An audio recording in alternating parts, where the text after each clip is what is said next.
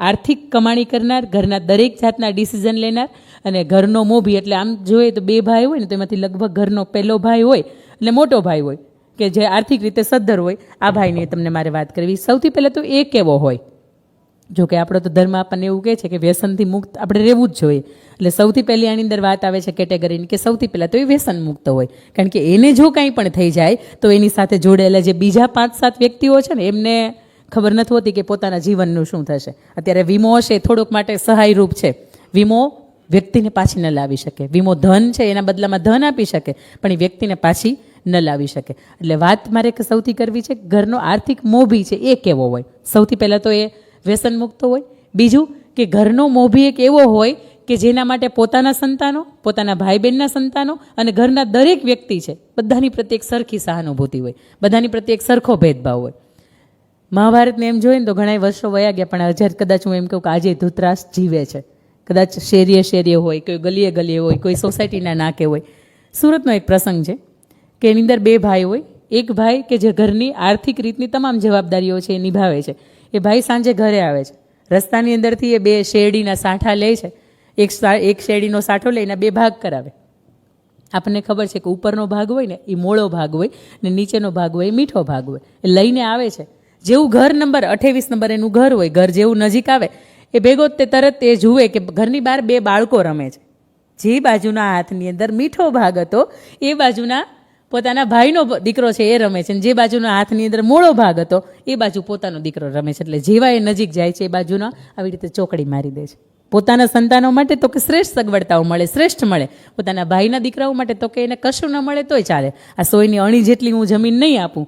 આ વાત થઈ હતી તો એ વાત જ તમને ત્યાંથી એ મુકાણી હતી. કદાચ એ ભાગવદ્ ગીતાને ખોલી અને પહેલો શ્લોક છે કે ધર્મક્ષેત્રે કુરુક્ષેત્રે સમવેતા યુયુત્સવે મામકા પાંડવાશ્ચ કિમ કુર્વત સંજય. ધૃતરાષ્ટ્ર સંજયને એવું કહે છે કે મારા અને પાંડુના પુત્રો છે એ શું કરે છે. પાંડુના ગયા પછી તો જો કે બધા જ બાળકો હતા એ પોતાના જ હતા, પણ છતાંય મારા અને એના આ જ્યારે વાત આવી ત્યારે એ ઘરના આર્થિક મોભી તરીકેની તમને આ વાત શીખવાડે છે કે તમે જ્યારે ઘરના મોભી છો, તમે જ્યારે ઘરના એક આદર્શ વ્યક્તિ છો, તમારા નિર્ણયોથી આખું ઘર ચાલે છે, ત્યારે ઘરની અંદર કોઈ પણ વ્યક્તિને મતભેદ ન થાય અને કોઈ વ્યક્તિને ખાસ કરીને મનભેદ ન થાય. આની જવાબદારી છે ખાસ કરીને ભાઈ તરીકેની તમારી હોય.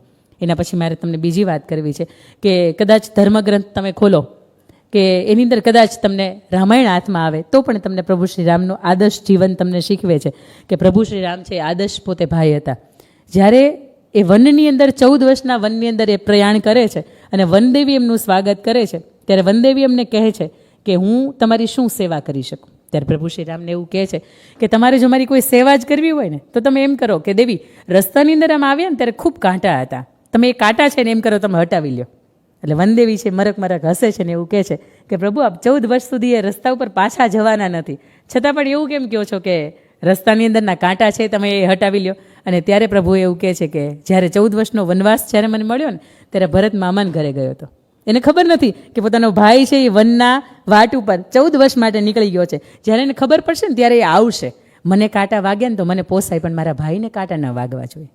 આ વાત બહુ મજાની એણે કહી હતી. અને એના પછી જ્યારે વનદેવી હસે છે ને એવું કહે છે હવે તો અયોધ્યાની આખી ગાદી એના હાથમાં છે. તમે ભલે ત્યાંથી નીકળી ગયા, રાજ સિંહાસન ઉપર ભલે તમારા ચરણ પાદુકા પડ્યા, પણ હવે તો અયોધ્યા નરેશ તરીકે ઓળખાય છે. તો એ તો રથ લઈને આવશે. અને ત્યારે પણ પ્રભુ શ્રી રામ એને ઉત્તમ રીતે કહે છે કે મારો ભાઈ છે ને મને ખબર છે કે રથ નહીં, એને ચરણ પાદુકા પહેરવાનો પણ સમય નહીં રહે.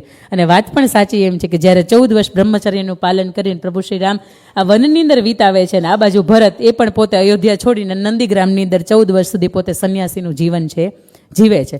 અને પ્રભુ શ્રી રામ જ્યારે 14 વર્ષનો વનવાસ કરીને જ્યારે અયોધ્યાની અંદર પરત ફરે છે અને ત્યારે એ પૂછે છે કે ભરત, એની અંદર વૃદ્ધો દેખાય છે, યુવાનો દેખાય છે, પણ કેમ કોઈ બાળકો કેમ નથી દેખાતા? અને ત્યારે અયોધ્યાવાસીઓએ ખૂબ સરસ મજાનો જવાબ આપે છે, પ્રભુ આપ 14 વર્ષ સુધી બ્રહ્મચર્યનું પાલન કર્યું છે ને આ અયોધ્યા આખીએ 14 વર્ષનું પાલન કર્યું છે, અહીંયા 14 વર્ષથી કોઈ બાળકના જન્મ નથી થયો. આ કદાચ આદર્શ તમે કોઈ કહી શકાય કે આદર્શ ભાઈ તરીકે, આદર્શ મોભી તરીકે તમે કહેવા હોવા જોઈએ. આ વાત તમને સાબિત કરે છે.